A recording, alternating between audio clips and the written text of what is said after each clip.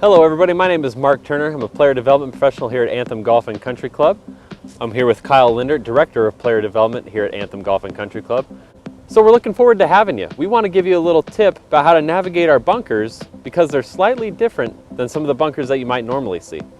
So what you'll see here is I've actually piled some sand to make it a lot thicker and a lot more actual sand there than what we have in our normal bunkers here. Our bunkers tend to get a little bit thinner to where there's not as much sand, and you can see there's not as much fluffy sand. It goes right into a kind of hard packed layer. And Kyle, I would say for most players this makes it a little bit more difficult to play out of these bunkers. Definitely. So you're saying when we got a little more sand, the conditions are going to be a little softer, right? The club's going to get down in the sand a little easier. And then here where it's a little more hard packed, it doesn't seem to be as much sand, club's not going to want to get down in the sand as easily. Right. The common thing that I see is people try to play the shot like a normal sand shot, and they hit behind the ball like they're taught to do, but then the club kind of bottoms out and it skips through the sand and hits the ball unintentionally where they're trying to make it go underneath. Exactly. They've hit their traditional bunker shot like they know how to, but because the sand's so firm, they really can't execute it the same way, and the shot result's going to be poor. Right. So what we've done is we've put some sand here to kind of show you what we do in a normal bunker shot,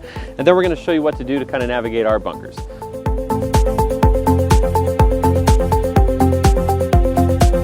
So I'll drop this ball in the sand here. You'll see that when it landed, it didn't really roll or do anything because there's a lot of sand. I'll move that out of there. So what we want to do in a normal bunker shot is we open up our stance, open up our club face to match that, and make a nice big swing where the club enters the sand about an inch or two behind the ball. And that looks something like this. So that's a nice soft shot, pretty easy shot to play. Big difference as opposed to what we'll have here. You'll see this divot pretty wide and very deep, where the sand here won't allow us to get that deep. I'll make a little smoother shot here. I'll get it over here where it's packed. Drop that ball. You can see how that one didn't go near as far down into the sand. So it's sitting on a lot more packed sand. We still want to think of it as a kind of a sand shot. We're going to open up our stance a little bit less, and then what I want to see, instead of opening that club face way to the sky where that club face is looking straight up to the sky, I want to see it close it down about halfway. So we're right in between about a square shot and a fully open shot. So I'm going to call that 45 degrees basically to me. Instead of 0, 90, I'm going to put it right in the middle. So what that's going to do is allow that club to dig a little bit more into the sand and go a little bit deeper, causing us to go underneath the ball and the sand to project the ball out. We'll see how well it works. Close that up a little bit, still make a pretty full swing, and you can see it goes out nice and soft. Yeah, it came out, but you made it in the hole. Yeah. That's really going to throw off your tip video when you dunk one.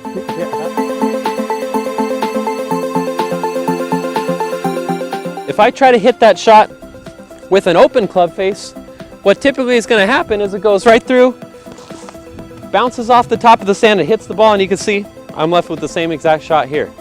So what we want to do is make sure that we close that blade up just a little bit to where it's not looking completely to the sky like we would in a nice soft shot.